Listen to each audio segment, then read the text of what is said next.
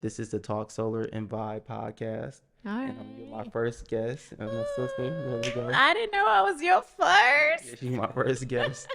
And Cherry is besides my, pops. my, my great co-host over here, Stetson, Hey, it's the Stetson. HGX. So we're gonna introduce each other. So for the most part, I'm Solar Ken, the Energy King, as you can see right here. And this is Onyii. You can Hey, I'm Onyii Brown, and I am a realtor, but also more than a realtor. But what is your social media handles? it's Onyii Brown at Onyii Brown. Okay, at Onyii Brown. So please go follow and like and subscribe to all her social media platforms. Will it be in the descriptions below? Again, so thank you for coming out, and I Thank do appreciate you you. for bringing your expertise to the table. I love it. Yes. So I just want to basically for us to get a little bit better familiar with one another and what we do in the industry and what you had to offer. So be more than happy to share exactly what you do and how long you've been doing it. Well, I had a 7-year career in fashion. Okay. I started my brand Onyii and Co. Hmm. and did very well. I was like in Vogue, Cosmo. I sold to stores like Anthropologie and all of those things, and just touching a lot of women's lives through fashion. It was more than just clothing for me. Okay. And then COVID hit, and nobody wanted to buy any clothes. Nobody was going anywhere. Nobody. So I had to shift. I was selling a lot of masks. Oh, there you go. And so just shifted production to masks. And then from there, I had to pivot. And one of the things that I had to do was kind of do an assessment of what I really loved. And what I loved was real estate. Hmm.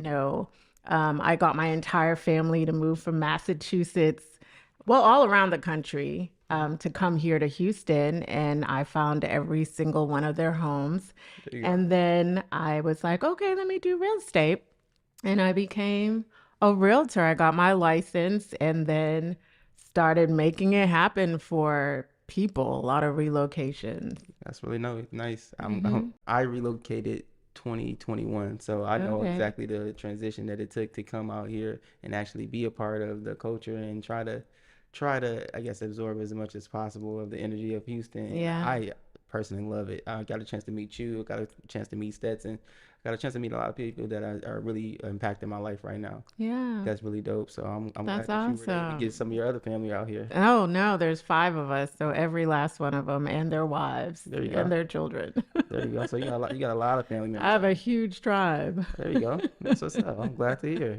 Yeah. So since you've been in this the real estate space, what have you learned so far about Houston that's primarily like a Houston, Texas type of vibe? Well, one thing about Houston is that it is incredibly diverse. Hmm. It's one of the most diverse cities in the world, Okay. and it is growing at a rapid rate. Mm. There's so many opportunities for entrepreneurs, for people in tech, for medicine. And so, one thing I really love about Houston is that everywhere is being developed Mm. and there's a lot of room for growth. And as a realtor, I try my best to be up on all the major developments, Hmm. all the stuff like that, so that people can really, as working with me, they'll be on the up and up, So I recommend emerging areas to a lot of my clients, and they're reaping the benefits from them, Mm. whether out of state or in state. So it's just a great place to live. I really enjoy Houston. Well, I can say the same. Since I've been here, I've noticed the diversity of the city, and I do appreciate it coming from Arizona, where I was before, That's right. and it was a melting pot of different cultures in Arizona. Mm-hmm. But moving to Houston, I see that there's way more to that, especially being in a city where it's one of the largest African American populations west of the Mississippi here in Mm-hmm. Houston, and then being able to see other cultures being just as vibrant in this city as well. Yeah. I mean, my clients for even for my solar business isn't just like a steady source of one culture. It's everybody at once, and they all usually have the same goals and intentions on where they're trying to do with their lives and trying to be That's right. better. And it's just a great vibe in the city. And like you said, the food in the city is amazing.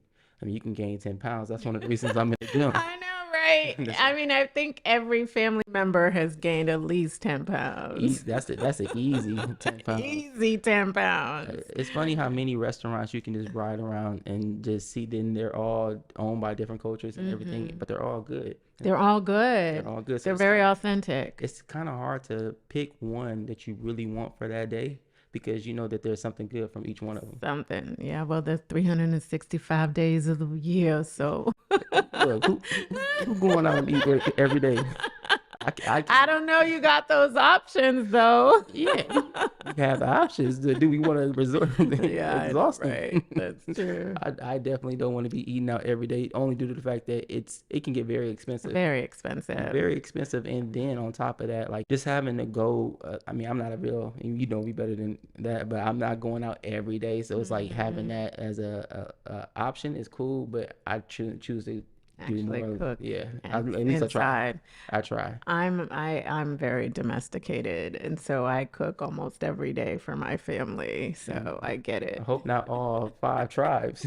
No, for my immediate, Okay. my Okay. my You, husband you and said you three brought them all kids. out here. I figured you was gonna cook for them too. No, but I do when it's time to Okay. come to gatherings. I cook a lot. I feel that. I mean, I ain't never got invited. I'm just moving I'll on. make sure you get an invite. I hope I get that invite. But yeah, so let's go on and get into the questions and see what we can get answers for the people that's watching. Why solar? What got you into this solar business and your passion for it because it seems as though you do have a pretty For sure. passion, I am very passionate. passionate. I'm a very passionate person.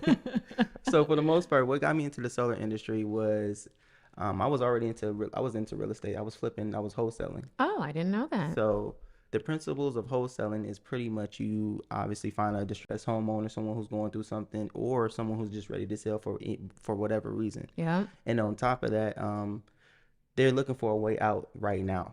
So I was doing that back in 2013 to about 2016. And when doing that, that was like a side hustle for me. I was finding homeowners, and I figured that it wasn't really going like I wanted it to go. Yeah. Like, it takes a little bit of resources to actually get out there and find your homeowners that are actually looking to ready to sell. So with that being said, I kind of pivoted at that time. I was working for True Green. I ended up finding a homeowner who wasn't interested in with the products that I was selling, which was tree and lawn care services at the time. Mm-hmm. He told me to look into the solar industry, so I finally did. And about 2 weeks, 2 weeks after I met that guy, I was moving back to Phoenix from Illinois, and then I ended up basically taking a solar job Oh, after applying for solar. But morally, what solar does for me is I'm able to help someone in an ethical way. I know that with the climate and how it is of environmental purposes, I want to be able to, I guess, do my part. Doing my part is signing someone up for a system that's ethical sale that's going to save the money, because that's my pride. Is I want to make sure that I'm priding myself in doing the right thing on the front end and not just selling you the product just to sell you. just a salad. And then so many people out there that do the wrong things and just to make the money. I'm the opposite way. I'm gonna do the right things and then we'll figure out the rest on the back end. I want to make money in life, but I also don't want to do it in a sleazy way. Mm-hmm. So solar is one of those industries where you can do something ethically. You can save people money while also saving, I guess, the The environment. environment. The environment, which is Yeah. the big thing for me, and then Yeah. also then making a little bit of money on the side.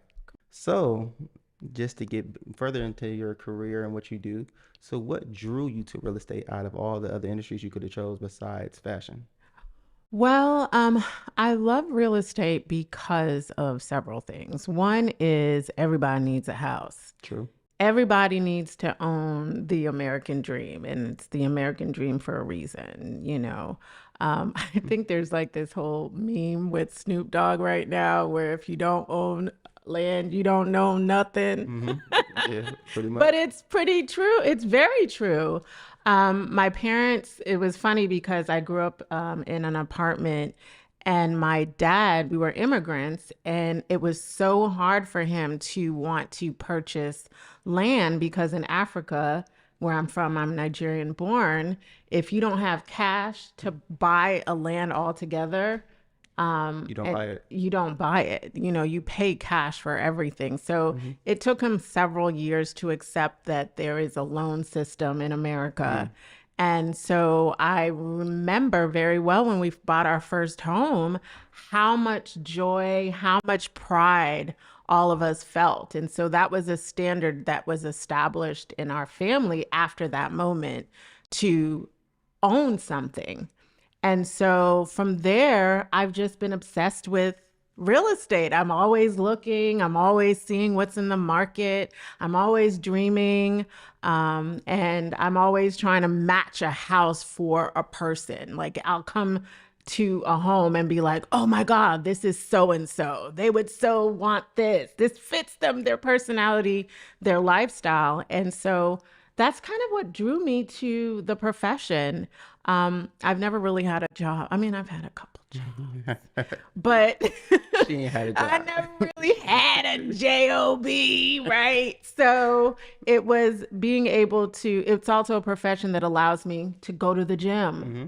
and be there for my kids and um, be able to do things for my church, Mm-hmm. you know, things like that. I have that flexibility. I'm not, you know, on a 9 to 5, you know. No, I agree with you So, 100%. I mean, even with me working in the solar market, it's the same principles as a real estate agent. Like when I told you I pivoted from real estate and doing the wholesaling thing, it was pretty much the same process for me. It was literally signing documents, a couple documents, submitting that over to the finance company or the escrow office. The same mhm. concept as signing for a real estate wholesale deal. Yeah, yeah. And it was the same process for me, so it was an easy pivot, but also it allowed me to live a lifestyle in which I can go do the things that I wanted to do. I was able to take my son to school or pick him up from school Yeah. or have time within my day to do what I needed to do. My days consist of maybe a 4 to 5 hour work day at the most, and Hmm. those are on some of my longer days, depending on how many appointments I have set up or depending on how many clients I'm going to touch that day.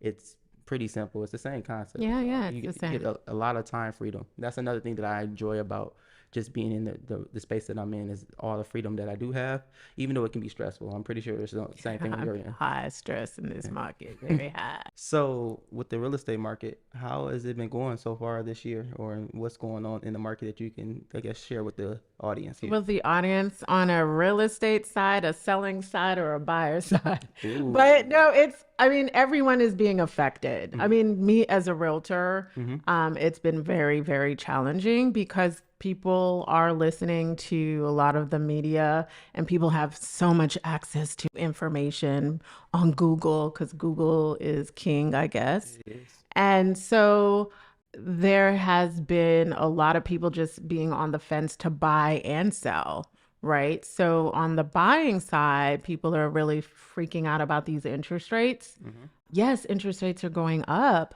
but prices are also going down. And so the 3% that you had last year, you were at, like, let's say, use an example, a $700,000 house. Well, that 700,000 house has dropped down to like $550,000. Mm-hmm. So you're basically paying about the same. But the other thing is, example is like builders are giving insane incentives. Mm-hmm. So you're actually kind of better off now Mm-hmm. than you were in that time when it was competing and people were over buying, you know, purchasing, putting down like 50,000 over asking. I'm exaggerating, but Yeah. you know, but still. On the seller side, it's actually pretty decent even though it is a buyer's market. Mm-hmm. Sellers are kind of thinking that they're getting lower amounts for their home, Mm-hmm. but no, we're actually stabilizing the market. I have a seller who is in a really great position because they paid off their house Mm-hmm. and they can be able to sell their house and use that cash to buy whatever they want. True. You know, so it's I mean it's a it's a tough market, Okay. but you just have to educate people. No, I agree. Agree. And so for even for me with that same principle with the market, the interest rates have gone up. The Feds have raised their rates, and then on top of that, solar rates have went up. And then last year, around I say June, July, I pivoted like once more in the industry since I've been in this about 6 years. Hmm. I pivoted because I knew that the rates were going up. I seen it happen as it was transitioning, and then knowing what these homeowners are paying for these fees on the back end of just knowing how solar is being sold, I started to sell on a higher interest rate principle because you eliminate about $10,000 to $15,000 in cost and fees that associate with the bank for using their money. Mm. And most people don't know that whenever you take out a loan, there's points that are being added on those Yeah. deals. You're not just going to get $500,000 for free. It's Nope. going to cost you something. It might be rolled into your deal. You might not necessarily have to pay for it right now, but you'll be paying interest on it until you pay that loan off. Yeah. So what I try to do for my clients and my customers is be able to provide value on education on what those That's it. fees are and let you know and give you the option. Do you want to roll this in and with the intentions of paying this off in the near future? Or would you like to avoid that, pay the higher APR right now, and then take advantage of a lower overall principal loan, which you can still pay off in the same amount of time. The goal Yeah. will be to pay it off within 3 to 5 years anyway. Yeah. Nobody wants to take out a loan and make minimum payments for that whole term. It doesn't make sense in most markets or for practically anything unless you just got a crazy low APR like a 1% or something like that. Yeah. And maybe it's feasible to do that, but that's not the case right now. Yeah. So, I mean, it's education. True. It's about over communicating Hmm. to our clients and so forth. So, No, yeah. the more you communicate, the more you educate, is the better off the customer is going to be. No matter if, even if they do business today, 6 months from Or now, tomorrow. or whenever they decide to say yes, they're going to be way more educated, and they're going to have a way more sense of what they're doing, and then it'll be a better experience overall for them. I mean, I personally feel that way. I want to be sold the right way, so I try to do that for mine. Yeah, but isn't it funny though when people are over Googling Oh, and for they're sure. like piecemealing all this stuff together and it doesn't make sense? Never. That's for It's one. They just don't. like, wait, they're coming at you like, like I mean, for one, they don't do this on a daily basis. they don't. They do this one time every so often. Maybe, I mean, a solar system is only going to be bought maybe once or twice in your lifetime if you do decide to buy one, which I think that everybody should invest in one at some point. We're using way more power as a society than we've ever used. Hmm. But you're not going to buy one a day and then buy one in 6 months. It just doesn't happen like that unless you sold your house and then bought another house and then went solar again. Yeah, So how can you tell me what is really going on with the market unless you're doing this daily research? absolutely. And I'm more than happy to help anyone understand it, but I want to make sure that we're both on the same page. Yeah.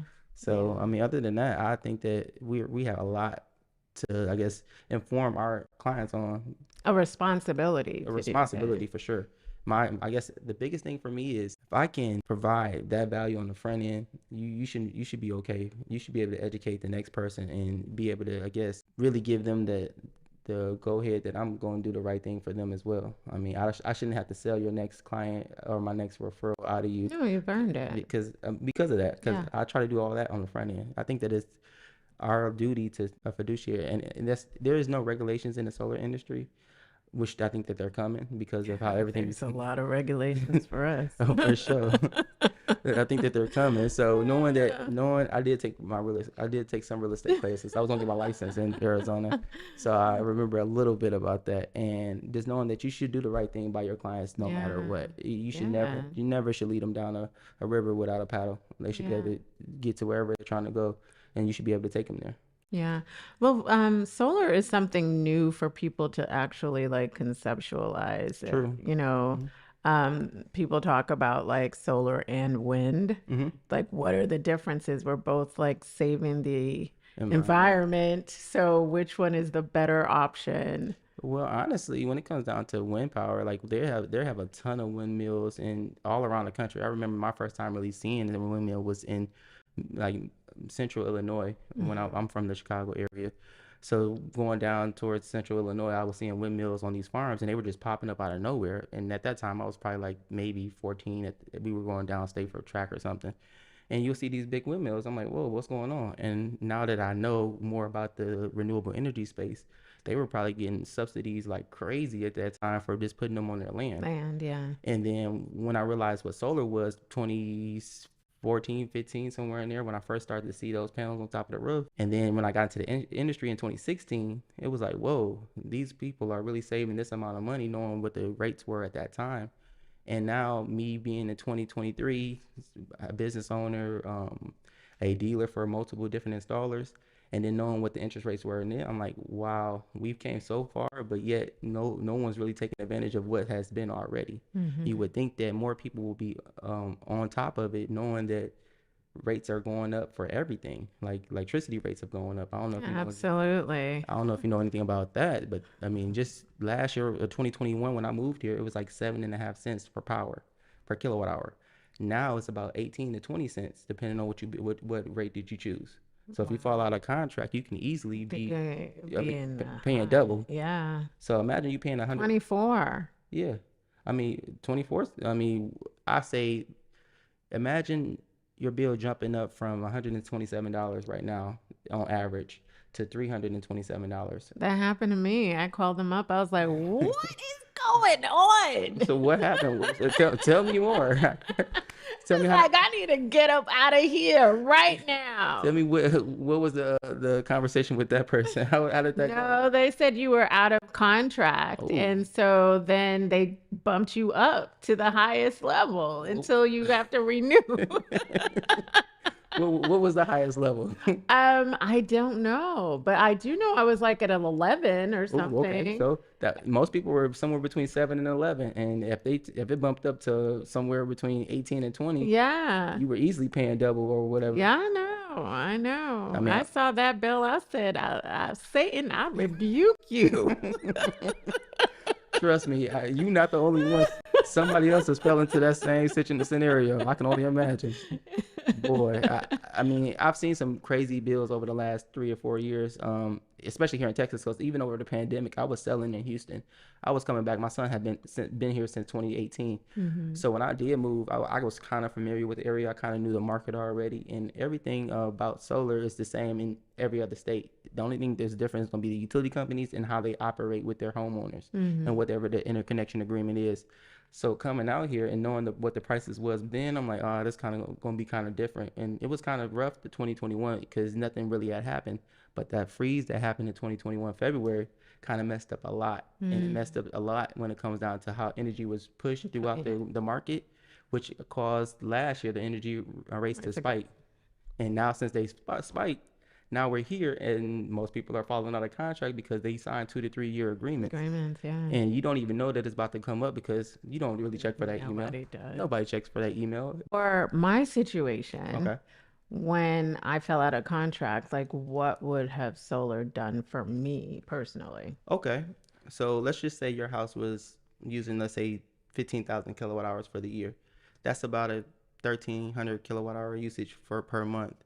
So with that solar system, what it did, it would have offset all 15,000 kilowatt hours for the year, as long as you've had those credits built up. And what I mean by that is, when you decide to put a solar system on top of your house, you're gonna obviously collect all the kilowatt hours that system produces and store them into the grid. The utility companies out here in Texas is changed up a little bit since I've been here, but they pay you back in a form of a credit for all the kilowatt hours that you produce.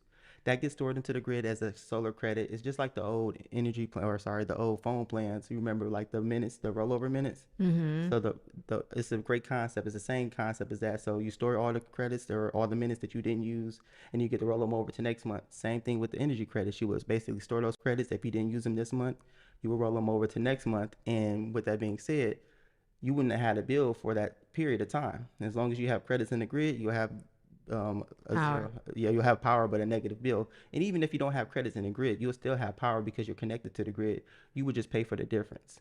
It's like So, but I'm still kind of confused, right? yeah, I got you. So I use the panels and what are they called? Solar panels. So no, okay. Solar. So it's getting all the energy in there and Hmm. it's storing it somewhere. Stored into the grid. So Okay, so it's storing it into the grid. mhm, Why can't I just use whatever I want?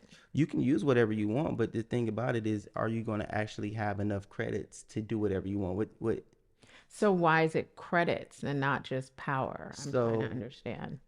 so when the system produces power, it sends it back to the utility grid from, let's say, CenterPoint or whoever your Yeah. power company is. That credit right there is going to be stored as a credit on your bill. So you don't get, I mean, you definitely are able to use the power right then and there.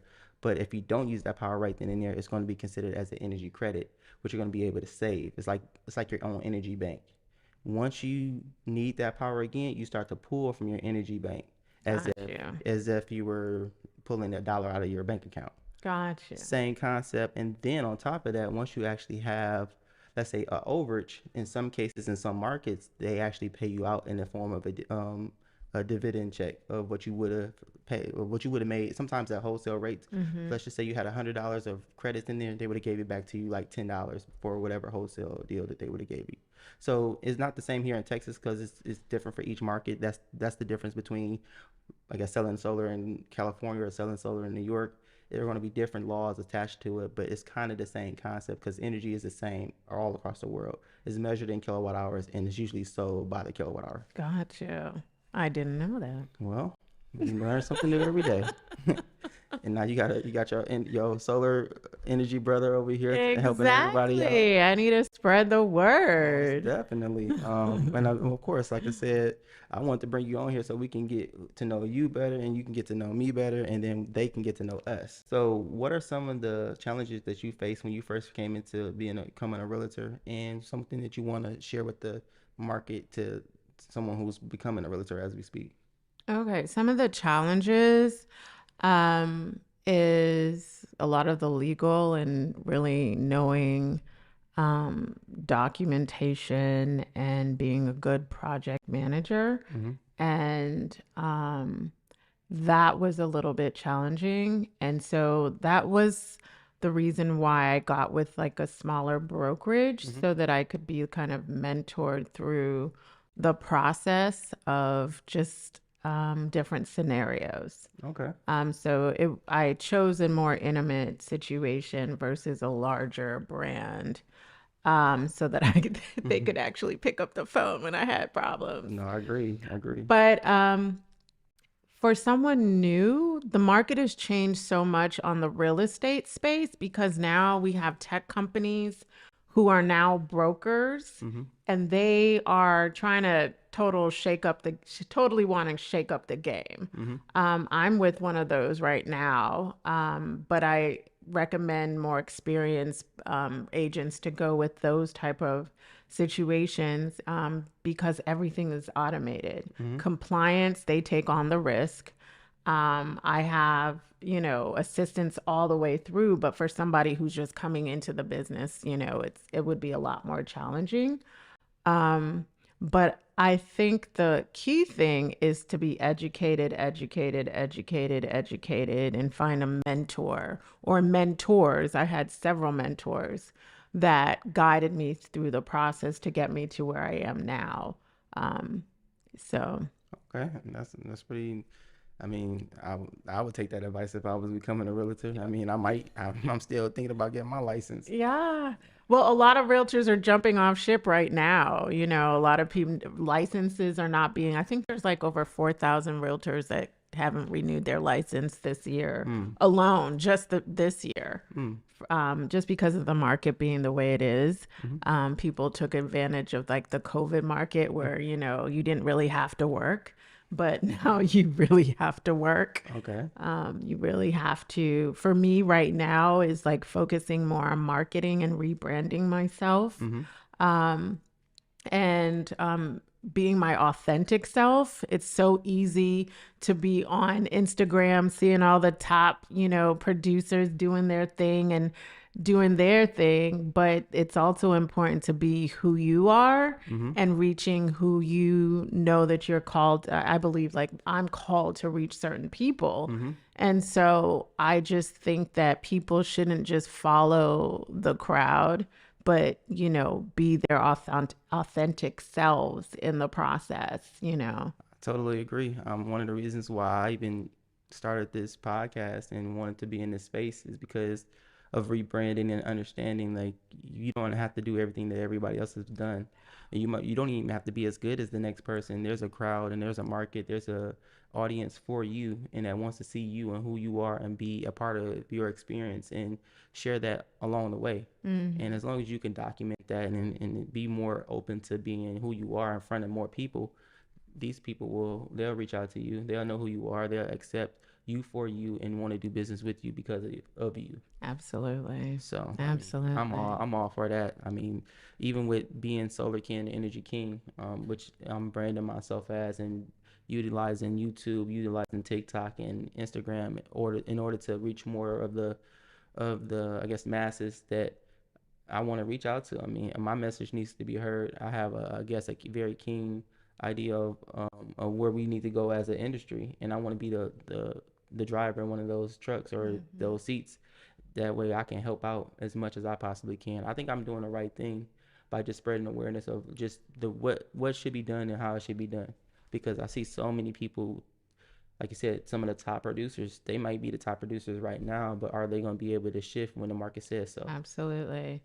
One of the things that I've actually learned is that even in a slow market is an opportunity to grow Mm-hmm. and to expand yourself and to get those things that weren't lined up right Mm-hmm. so that you get them right. You Mm-hmm. get your systems right. You get your branding and marketing right. You get your communication right. True. You create educational points. Like for me, I was like, man, I need to like put together my buyer's guide. I've been procrastinating on that thing Mm-hmm. forever when the market was like, Yeah. but now I was like, let me sit down and be able to put these little pieces together that need to be automated Mm-hmm. for when it does pick up again. So it's, I mean, that's a perfect example. I mean, when there's time, you're still in the industry. You're not going anywhere anytime soon. Neither am I in what I do.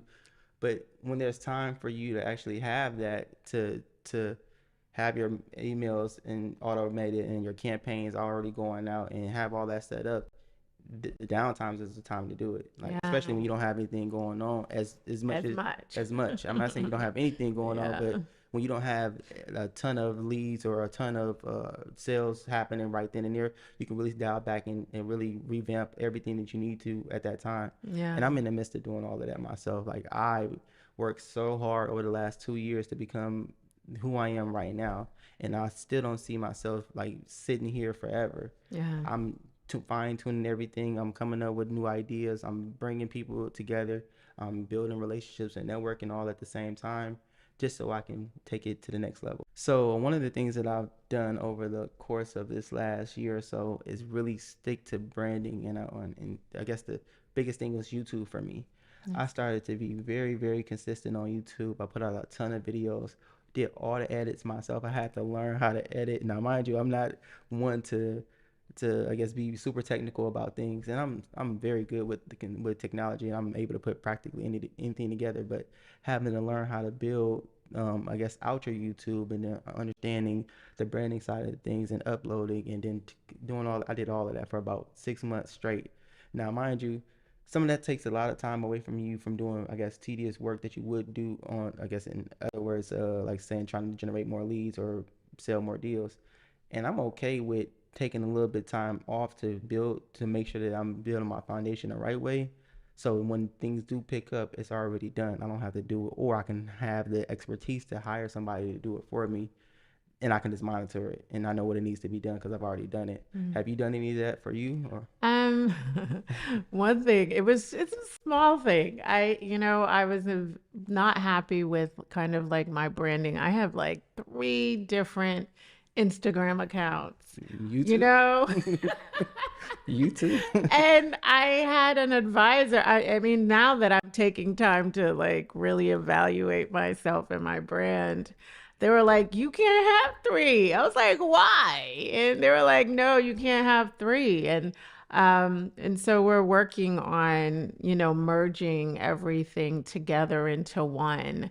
And I realized that even for myself, I didn't even have up-to-date photos in 6 years. Mm. And so I had to take time to like actually do a photo shoot. These are the small things. It's like, I don't even look. You know what the worst thing when you go to somewhere and somebody's speaking and the picture does not look like the I person got you. speaking? I got you. I didn't want to be that. Like when I'm meeting a client for Hmm. the first time and they're like looking at this picture and looking at me and looking. They're like, you lied to me, so it's those small things, Mhm. right? So just working on my branding, working on my messaging, I realized like my messaging was very passive. And now it's not that it's more aggressive, but it's more directed towards vision. Okay, And so just spending time doing those type of things to really build something solid so that I can get to where I want to do, which is to have my own brokerage. for sure. And so, but it takes a journey. It takes, It's a you have, marathon. but you have to make the time. You do. And so now I have the time. I'm not running like crazy, but I mean, I do have clients, but it's not the same. And so it's just making sure my time is allocated intentionally to productive things to build the brand. Most definitely. I think that's very, extremely valuable, especially when you're trying to, I guess, become your own brand, become your own business. I guess build that up to where everyone knows who you are in the space that you're working in. Same thing for me. Like I get phone calls every day from a different installer saying we've heard renowned things about you as a salesperson. I just got one last night. One of my good friends in the industry referred me over to another installer that's moving into the market space, and they were looking for some sales individuals like myself that are dealers. I work for multiple different brokers or I guess solar installers. So I'm kind of a broker slash solar dealer, and I get I guess referred to all the time from different salespeople that I've met in the past that ask me that know that I do good business. And I guess I pride myself on that, and people love the fact that you can get good quality work out of a person, and you're not gonna have to worry about anything on the back end. So Yeah. my branding, I wanted that to reflect in everything that I do when it comes down to like my social medias, when it comes down to like how I do business and what messages am I putting out there. I want to be known for being a black owned solar company who does good business in whatever market that he's working in, and that you can call on for any kind of customer service issues, and he's going to be there and not just run away. Are you getting reviews? I do. I get reviews. I'm getting a lot more comments and a lot of things on my YouTube channel, and that which is helping my channel grow, one subscriber at a time. But we're getting Yeah. there. No, I was, one of the things is just being so busy not to actually ask my clients for reviews, Or testimonials. testimonials. Yeah. So yeah. Yeah. So now I'm just like, again, taking time to get all those testimonials and, that really validate. And yesterday I got a few back and I was like, man, I did that for you. I didn't know Listen, that. trust me. I tried, but I didn't know that I actually achieved those things for my clients. I Mm-hmm. mean, I really work really very hard. Mm-hmm. But it was just, I'm very appreciative of this time, the kind of slow time to reevaluate and rebuild and, grow in a different way. No, Not in activity, but in sustenance. no, I agree with you Yeah. 100%. Like just being able to sit back and evaluate what you've done so far, and then being able to assess where you need to go alongside it. Like you said, just doing the things that, or just going back to some of the people and seeing Yeah. how what the type of experiences they had with you. I mean, that's again one of the things that I pride myself on is being able to reach back out to my clients, and I know that when I talk to them about them going solar, they had a great experience. And then when I talk to someone else that went solar with another company, I'm like, yeah, I wish I had the chance to help you because you wouldn't experience that with me. Yeah. So, but with that Yeah. being said, I'm just trying to grow. And I'm also, like I said, I'm trying to partner with as many people as I possibly can, so we can get the message out there for collaborations on Mm. whatever we're doing. Like you're in your real estate space, I'm in the solar space. Help you as much as I can, push more clients over to you, and I would love for that to be the Oh, same thing. vice versa for For real. sure. You got my mama already. Hey, there we go. There we go.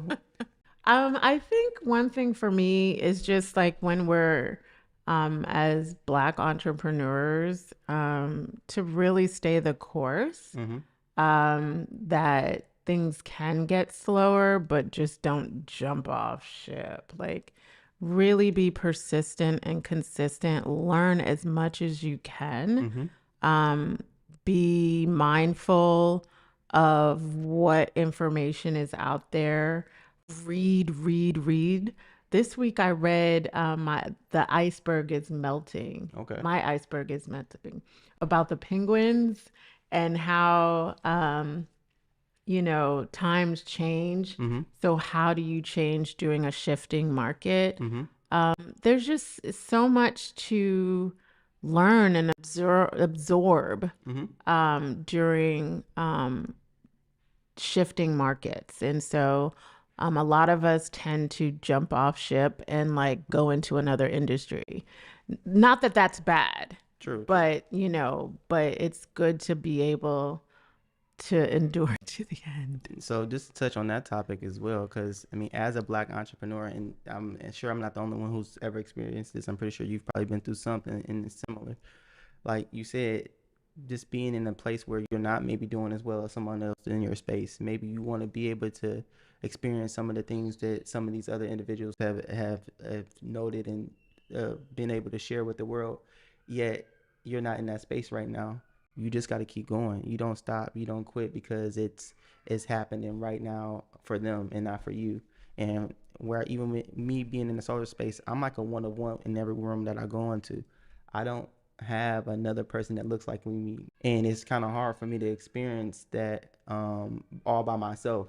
But I know if I don't tread those waters, it won't happen. Yeah. I won't be that voice for the next person that looks like me that's trying to get into the space that I'm in. So whenever I do get a chance to do something big, or I want to be able to voice this all day long and come back to this point in my life and be like, yo, I was at your point. I was at the point where I was in a space where I thought about doing something else or finding something else to do. But you just got to keep the course. You stay the course. And as Black entrepreneurs, we got to be more prone to, I guess, pivoting when we need to, and then coming back with a different opportunity with maybe within the same space or something else, and then we can, I guess, let our message get out there. I think that as black as a Black business owner, we can do better with our marketing because Mm-hmm. we don't really touch as many people as other markets and other cultures, but they also have a little bit of an advantage due to the fact they stick a little bit more together when it comes down to doing business. Yeah. So other Yeah, than that, I that's think true. that we can do so much more with each other, and that's why we're here today. Yeah, And we're I'm pioneering. yeah, Thank you for it's having my me. sister from another mother, for sure. Seriously. Thank you for asking me. I I think appreciate I it. thank you for coming on. Really do appreciate you for doing this. You being the very first guest on the Talk Solar and Vibe podcast. I'm sorry. So I'm glad that we had this we conversation, and Conversation. it's something that I would want to do more. So definitely let's get this out there and talk to the people and see what they like about it, and we'll do this again sometime real soon. Okay. How can we get in touch with you again on these social media platforms? You can reach me on Instagram at Onyii. It's Onyii Brown. And then anybody can reach me on my website at onyiibrown.com. There we go. There we go. So you can also reach me at Solar Ken, the Energy King, on all social media platforms. That's going to be Solar Ken, DA Energy King. And then you're going to be able to follow me. If you want to book a consultation with me, go to solarkentheenergyking.com. You'll be able to reach out to me, book a consultation there. And then you'll see my schedule. It should be open for certain days. But yeah, reach out. All right. Well, thank you guys for watching the Talk Solar and Vibe podcast. We do appreciate you, and we'll get at you another time.